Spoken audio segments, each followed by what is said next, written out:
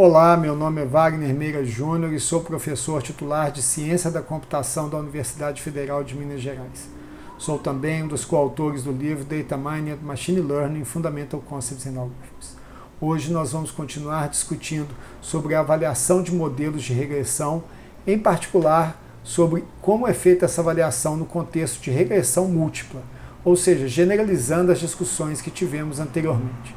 Quando nós falamos de regressão múltipla, a grande diferença é que nós temos múltiplos atributos independentes e ainda uma única variável resposta ou dependente. E esse é o formato típico de um modelo de regressão múltipla. Como visto anteriormente, nós podemos trabalhar para fins de regressão múltipla com um vetor aumentado dos pesos estimados, que inclui o termo de viés como W0.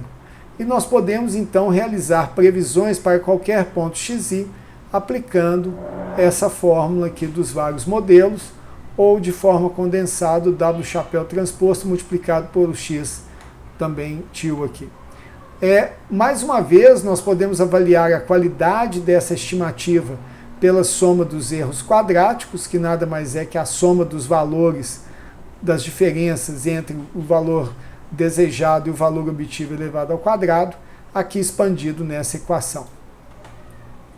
A variância estimada, ela é então dada pelo SSE dividido por n menos d mais 1, que se refere aos graus de liberdade, para que consigamos obter uma estimativa não enviesada. E a ideia é que, como estamos considerando n pontos de treinamento, nós precisamos uma estimativa de d mais 1 parâmetros, beta e todos os ômega i's, com n menos d mais 1 graus de liberdade que são remanescentes desse processo. Tá? Bom, a decomposição aqui do TSS em RSS e SSE, ela pode ser feita da mesma forma, tá? E ela também é aplicável à regressão múltipla, como estamos apresentando aqui. O coeficiente de múltipla determinação R2 também provê uma medida de qualidade da aproximação, medida como uma fração da variação que é explicada pelo modelo linear aqui apresentado. Entretanto, nós temos aqui um potencial problema com o coeficiente de determinação, uma vez que ele é suscetível ao aumento do número de variáveis de atributos, embora os atributos adicionais possam não ser informativos.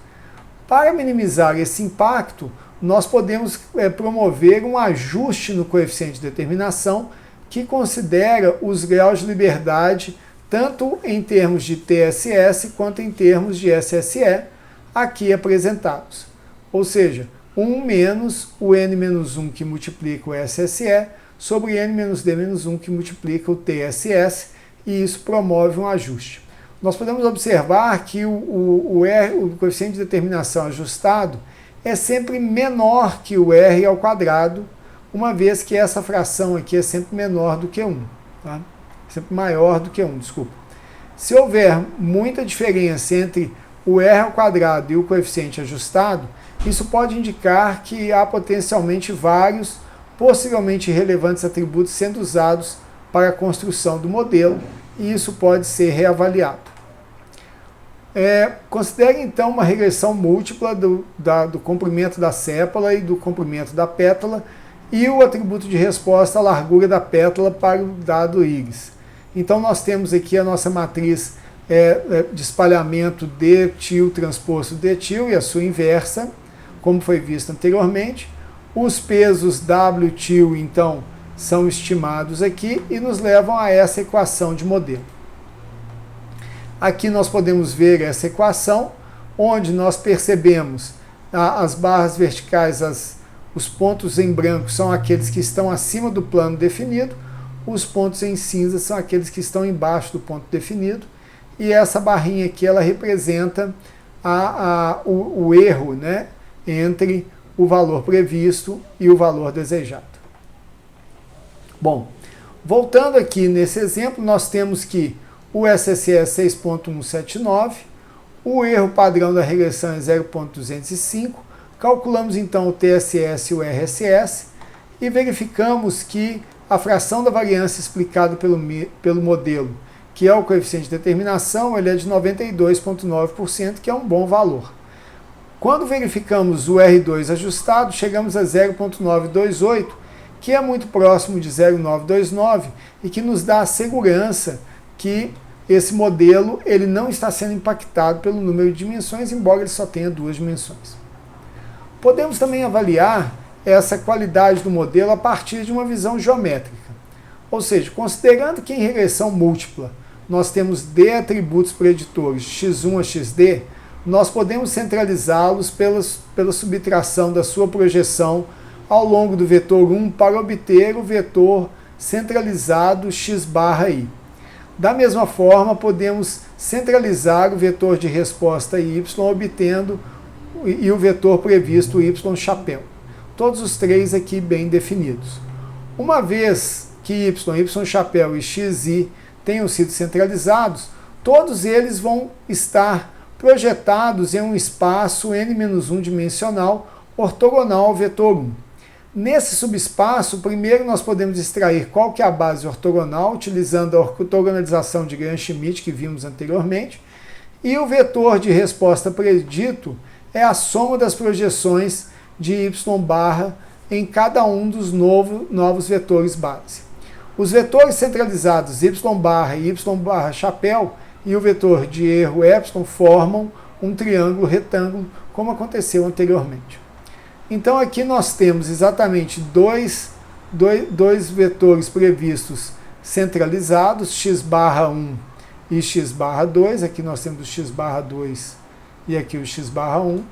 A dimensionalidade do espaço de erro contendo o vetor epsilon, que é exatamente a diferença entre o valor y barra e o valor projetado. E isso também especifica os graus de liberdade para a variância estimada sigma ao quadrado 2, sigma chapéu ao quadrado 2. Notem que aqui nós temos exatamente as bases que são calculadas como foi previsto e expressamos toda a computação em termos dessa projeção nas duas bases e do valor do erro aqui. Bom, olhando isso, o que nós temos? Pelo teorema de Pitágoras, nós temos exatamente que a norma de y barra é igual à norma ao quadrado de y barra chapéu mais a norma ao quadrado do erro, que nada mais é que o TSS é igual ao RSS mais o SSE. Sabemos também que a correlação entre y e y chapéu é o ângulo do cosseno entre y barra e y chapéu barra, e que é a razão da base para a hipotenusa, que é o cosseno de θ.